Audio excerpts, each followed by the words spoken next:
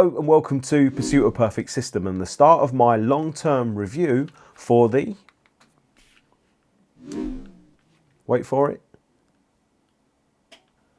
Arcam AVR30, which is Arcam's latest flagship AV receiver, and that replaces the Arcam AVR850, which was the flagship AV receiver for about 3 years. It was released back in May 2017, and when you think about it, a 3-year or approximate 3-year lifespan or life cycle for an AV product is pretty damn outstanding. Normally your AV investment, you're lucky if you get 3 months before it's out of date. And I reviewed the AVR850 back in September 2017, and I bought it after that, and I've been using it ever since, and I've pushed that AV receiver to its absolute limit. On top of that, I've been out and I've Dirac Live calibrated lots of other systems using the full range of Arcam AV products, the 390, the 550, obviously the 850 and the 860. And over the last couple of years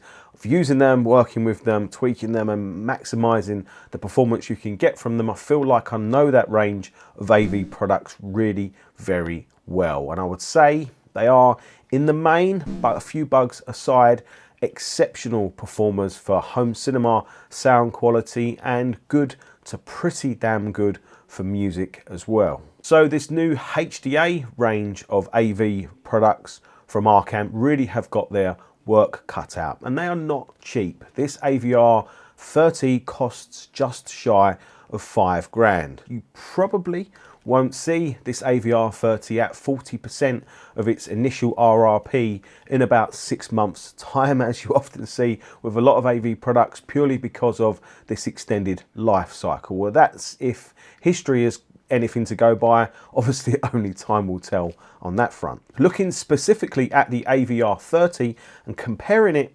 specifically to the AVR850, what are the differences? Well, there are some very obvious and clear cosmetic differences. Previous Arcam range with that green screen on the front, which to me just reminded me of like a typical or a classic HiFi screen. I think that screen was pretty much outdated when they brought that AV receiver out, and it's really nice to see Arcam update that with this new model. I think the new screen on this AVR30 is really very nice. While we're talking about nice, I actually think in the flesh, the AVR30 is a much nicer looking piece of AV electronics than any of the photos I've seen of it so far do justice to it. Build quality is slightly better than the AVR850. I do really like the volume control on the front of the AVR30. It's just got a nice feel to it, a nice resistance when you turn it. The buttons on the front all feel nice, they all feel well made. Moving round to the rear, things seem solid enough, and it'll be interesting to see if those speaker terminals flex at all when I try and plug in quite stiff banana plugs. The remote control. Oh, the remote control. Here is the remote control for the AVR30, and here is the remote control for the AVR850. Can you spot the difference? The rear of the AVR30 is very familiar, but Arcam have made some distinct changes to the layout on the rear, and they're definitely for the better. For starters, the USB socket is now up at the top back left-hand corner, which is much easier to access. The digital connections have been completely separated from the analog connections, which just makes perfect sense. One thing that I have found a little bit odd about the AVR30 is those 3 aerials on the back, because they are absolutely massive. 2 of them are for Wi-Fi, one of them is for Bluetooth. And if you look at them, maybe you could think, well, if I think you get the idea, or is it actually just giving me a victory sign to say, yeah, I'm the champ, I'm the champion AV receiver? I don't know, I'm just me having a little bit of fun there.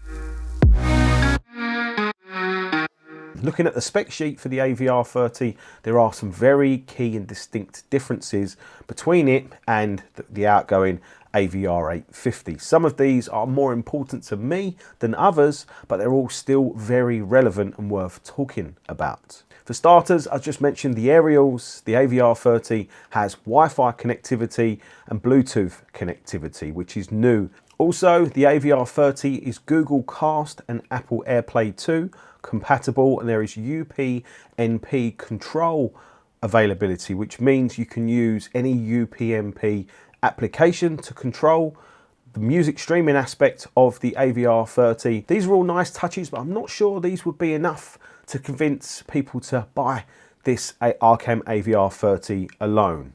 Maybe the fact that it's now a 16-channel AV receiver, which means it can run or process 9.1.6 speaker channels for Dolby Atmos and DTS-X. So that's a serious amount of processing for a very serious home cinema system. The AVR30, just like the AVR850, still only has 7 channels of built-in amplification, and the amplification is Class G. The AVR30's built-in amplification is capable of all 7 channels delivering 100 watts into an 8-ohm speaker load, or 120 watts in stereo, again into an 8-ohm load, but it's also capable of powering 4-ohm speakers, and then we get 7 times 180 watts per channel, or in stereo we get 200 watts. So if you've got 4-ohm speakers, this AVR30 is a bit of a beast. And these are all very similar numbers to the outgoing Arcam AVR850, and some people might feel disappointed that Arcam have not piled in more amplifier channels into this new AVR30, being a flagship product. But I actually don't see that as a negative thing, because I often feel like more is not always more, sometimes more is less. And looking specifically at Arcam's Class G amplification, you can look that up, and there's in-depth technical explanations on the Arcam website to what Class G amplification offers.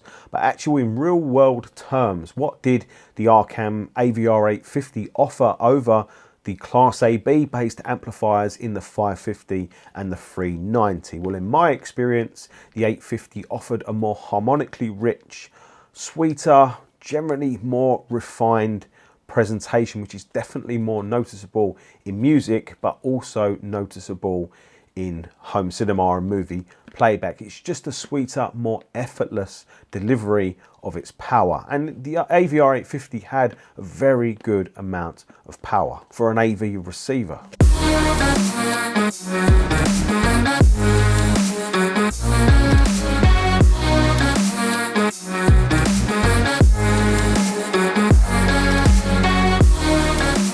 A few other specs to point out: the AVR30 offers DTS-X, Dolby Atmos, IMAX enhanced, and it will pass through Dolby Vision all no problem. Interestingly, the HDMI sockets or ports on it are only 2.0B. They are not 2.1, which is quite an interesting one. Or is it really? I suppose we are on the cusp of 8K, and I can imagine there being a lot of 8K TVs sold this year, 2020, going into 2021, as people are rebuilding their home cinema systems. It's an interesting one that Arcam have chosen to use only HDMI 2.0B sockets on the AVR30. I can see kind of why, because we're not going to probably ever see an 8K disc spinner, are we? Which means, you know, 4K Ultra HD support is pretty much enough, with the exception, I feel, for the new games consoles, the new PlayStation and the new Xbox, which I think are supposed to support 8K. So I think that's an interesting one. We'll have to see how that works and pans out for you in the future. You can always bypass the AVR30 for picture. Now, with the AVR30, Arcam have moved from using Cirrus Logic DACs over to using ESS Sabre DACs. The ES9026 Pro DAC chip, to be exact. Now, I thought at first this could be related to the fact that the AVR30 is now processing more channels, and maybe Arcam needs to use a different DAC to be able to support the extra channels. However, looking more deeply at it and doing some little research, there's actually some more interesting technical data to take from it. The Cirrus Logic DAC chip that was used in the AVR850 had 114 dBs of dynamic range and minus 100 dBs of THD and noise. Now with the ESS9026 Pro DAC chip, we now have 124 dBs of dynamic range and minus 110 dBs of THD and noise. So on paper, at least, it seems like the ESS Sabre DAC chip is a higher performing chip than the previous Arcam AVR models. Now I'm fully aware that these specs alone don't really give us the full picture of what an AV piece of electronics is going to perform like or sound like, but it's still nice to see those numbers going in the right direction. I think it's going to be very, very interesting to see whether this new AVR30 sounds like the Arcam AV products that I've become very familiar with. Obviously, I've spent a lot of time with the AVR850.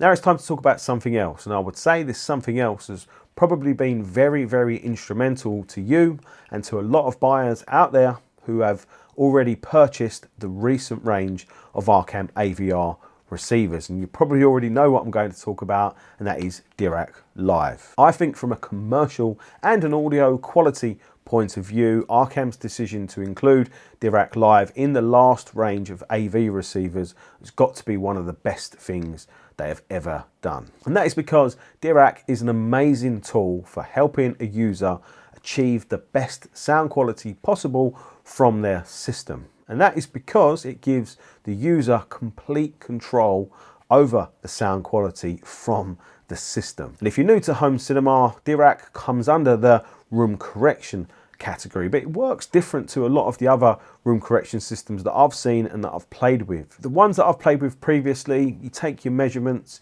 you press go, and then you kind of cross your fingers and hope to get fantastic results. Dirac doesn't do that. You take your measurements, you get your data, and then you can see on the screen the data that you've got. You can see what's going on in your room, and then you can make very, very fine adjustments, as I mentioned before, to achieve the exact sound that you want within the realms of your room conditions and obviously your speakers themselves. Now, the only negative I can see of this system is that really the user needs to have a reasonable understanding and a reasonable amount of knowledge to understand what they're seeing based against what they're hearing, to be able to make adjustments within Dirac to be able to achieve this level of sound quality, or achieve the maximum level of sound quality that the system can deliver. And I think Dirac have been working hard to make the system more user-friendly. They've brought out a phone-based app, which I haven't used, but I'm sure that works really well. And they've been making the GUI, or the GUI, the graphic interface of Dirac, more slick, I think more appealing and more easy to use in terms of a process, but I still feel it's one of those tools that the more knowledge you have, the more you can get from it. And that is where, if you're in the UK, I come in, because I've been going out and doing what I would class as a professional level Dirac Live calibrations for different customers and home cinema and hi-fi enthusiasts all over the country for the last year or more, with some really, really great results. Now, this has to be a chargeable service because it means traveling all over the country, and it means a serious amount of time from my end. Now, I would say on average a calibration takes me about 6 hours. Some of them are taking me as long as 12 hours or more, and you might think that seems crazy, but it's not. It's because Dirac gives you such a high level of control that you're able to just tweak more and more and more and more system performance from a system when you know what you're doing. Now, I fully appreciate the situation for buyers. You might have just spent just shy of £5,000 paying out for an AVR30, and then you think, well, I now need to spend more money to have Terry come and squeeze the maximum performance out of my system from it, and which is what you want. You want to hear that AVR30 performing at its absolute best. So, speaking to Nintronics, the excellent hi-fi and AV dealership, I've worked with them and we're going to collaborate on a system that if you buy your AVR30 through them, I'll come and do the Dirac Live Calibration for you for free, which is me trying to give something back to you, the viewers obviously of this YouTube channel. So if that's something that's of interest to you, what you need to do is you can contact me and I can organise it for you, but you're probably better off contacting Nintronics directly. Obviously their contact details will be below. Just say that you've seen this video, say that this is something you'd like to have, put the purchase through them, and then we can arrange between us and I'll come and do the calibration for you. And there's one more really interesting thing to talk about with Dirac Live, and this could be the one. This could be the one thing alone that would make existing owners of the current Arcam AVR range upgrade to the new HDA range. Now, I haven't had this 100% confirmed yet, but someone has made me aware of something really exciting. Dirac last year, they announced that they was working on, or they was bringing out a new bass management system. I think they call it bass control, which is supposed to give even better bass performance. I think it works better with multiple subwoofers, but I think you can still use it when you have one subwoofer, and it's supposed to give even better bass management than what the current or existing Dirac Live already does. What I've just found out actually as of today is that that new bass control is going to be included in all the new Arcam products. Now, I haven't had that 100% confirmed yet, but I'm pretty sure that's what it's going to have. It's come from a very reliable source. So if you was on the fence to whether you was going to upgrade to this new HDA range of products from Arcam, maybe that news will be the one that twists your arm. I haven't used it yet. I've got no idea what it's like, but when I get my hands on it, if I get my hands on it, or when I get my hands on it, I'll come back and tell you what that is all about. That is really very exciting. So I'm going to end this video there, and just to make you aware, what I'll be doing is installing the AVR30 in replacement of my current AVR850. So that goes into my main review system, which comprises of KEF reference speakers and KEF LS50 speakers for surrounds and for Dolby Atmos. I'm really excited to see whether Arcam have been able to better and improve on the already